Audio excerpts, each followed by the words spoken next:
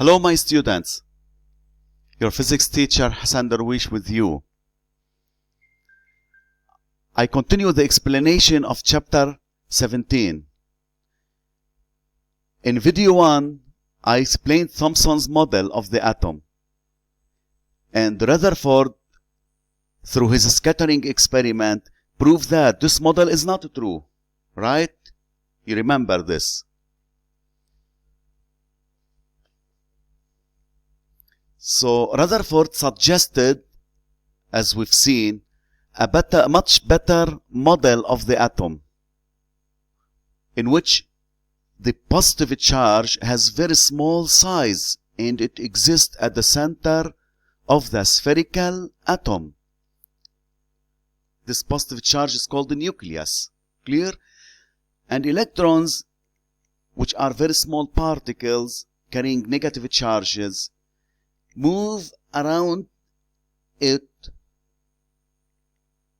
in the same way as planets move around the sun. Right? That's why this model is called the planetary model. Now, in Bohr's model, as we said, what forces Mr. Niels Bohr to propose or suggest a new model was the problem of spectral lines, as we said. Now, if you look at the spectrum of white light of rainbow, you see it is a continuous spectrum. We mean by continuous spectrum means containing all colors. Look here, starts from red till violet. While if you look at the spectrum of light emitted or produced by discharged monoatomic gas, it is not continuous as you see here. It consists of spectral lines. Clear? Only few colors exist, not all colors of rainbow. And the colors exist in the form of sharp lines. Right? Look.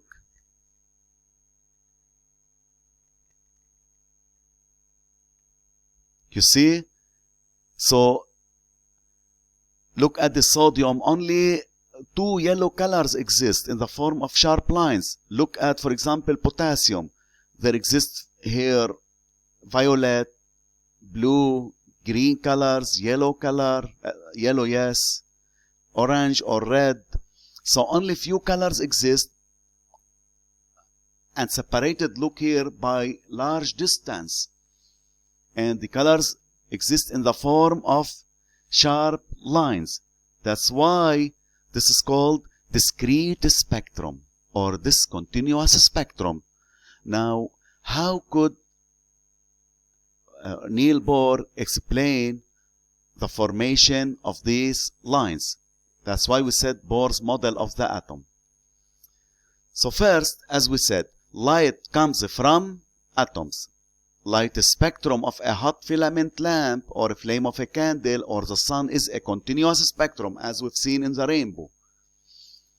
Light of all wavelengths is present, while the light spectrum of a glowing electric discharge gas tube, such as sodium vapor lamp and a mercury lamp, H neon sign, is discrete or line spectrum. We've just seen this. Only a few colors appear in the form of isolated sharp parallel lines. So, Bohr's made two postulates or three postulates. In his postulates, the first postulates, I mean hypothesis. Postulate means hypothesis. About the quantization of energy. What did he say about the energy of the atom? You remember the energy, say the mechanical energy of the elastic pendulum. You remember mechanical energy equal kinetic energy plus EPE. It was a continuous function. Right? Means mechanical energy can take any value. But look what happened here in the atom. First postulates or first hypothesis. Each atom has a set of possible energy values. Means the atom cannot take any value, only has what? Set of possible energy values. We call them energy levels of the atom. You remember from chemistry, K, L, M, N, etc. What does this mean? That is, the internal energy of an atom can only be one of these values. Means, if an atom possesses a certain value of energy, this value of energy must be one of this set of value. Clear? Hence, we say the energy of the atom is quantized. This is very important. Quantized. The lowest energy level is called the ground state, and the other levels are called what? Excited states. So, let me repeat. You remember in macroscopic physics, in mechanical physics, in mechanics, sorry. Let's take the horizontal elastic pendulum. You remember the mechanical energy of the pendulum is continuous. Means when you draw the graph, it is a continuous function. Do you remember this? Means the mechanical energy can take any value. Here in the atom has only set of possible values. Means the atom does not take any value of the energy. God created only a set of values of energy. Now, if a certain atom has an energy, it must be one of this set of value of energy. Okay? Let me give you this example. This is a hypothetical atom, means doesn't exist in reality. So in this atom, say it has the following three sets. 1, 2, 3. So our hypothetical atom has only the following three values. It means this atom cannot have 4 electron volt, cannot have 2 or 1.8. Only one of these. So if this atom possesses a certain value of energy, it must be either 0.4 or 1.4 or 3.4. Clear? I mean, this atom, you cannot find this atom with an energy 2 or 5 or 10. Clear?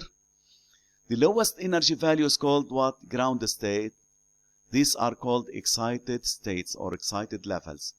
This is called the first excited level. This is called the second excited level.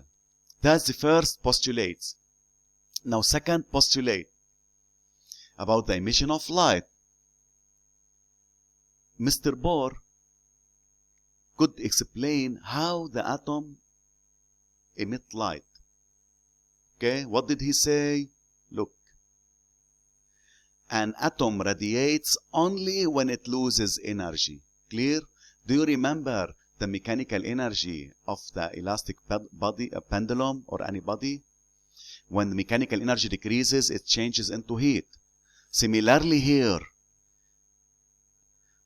if I have this atom, and suppose initially the energy of this atom was 1.4 electron volt, then this atom loses energy and its final energy becomes 0.4 electron volt.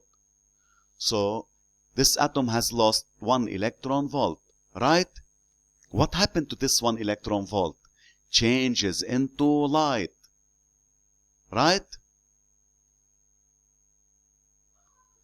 So an atom radiates only when it loses energy. Clear? Its internal energy change equals the energy of radiated photon. Means the energy lost by the atom changed into light. And you know the particle nature of light is photon. But since the energy is quantized, as we said here, energy of the atom is quantized. Look, means, and forget that according to Bohr, according to Rutherford, electrons exist in orbits. Clear? So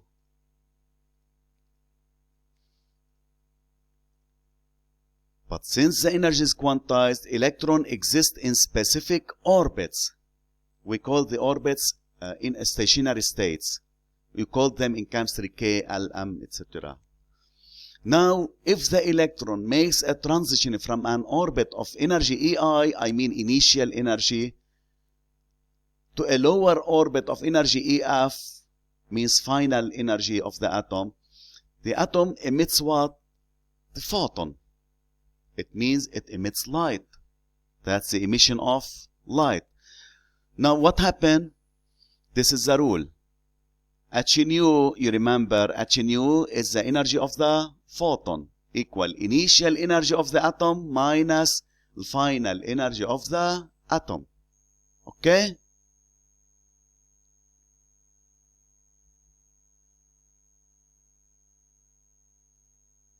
Let me give you an example. Direct application on this rule. Calculate the wavelengths of the emitted radiations, we mean emitted photon, if the hypothetical atom is found in the second excited state and makes a transition to the first excited state. Now here in this example, the initial energy of this atom was found in the second excited state. We mean the initial energy is 3.4 electron volt. Okay? And it loses energy, becomes in the first excited state. Now its final energy 1.4. Calculate the energy of the emitted photon. Clear? Here we apply, of course, the rule. H nu equal E initial minus E final. So you know H nu, I can say H C over lambda, right? Equal initial energy 3.4 electron volt minus 1.4 final energy, and you get what? 2 eV. Of course, don't forget to change into joules. Okay? You change into joules, you multiply by 1.6 times 10 to the minus 19 joules. And you are given H as constant, 6.63 times 10 to the minus 34. And C is the speed of light, 3 times 10 to the power 8. Do the calculation, you get what? Lambda equal, etc. Okay? That's enough in this video. See you in the next video. Take care. Bye-bye.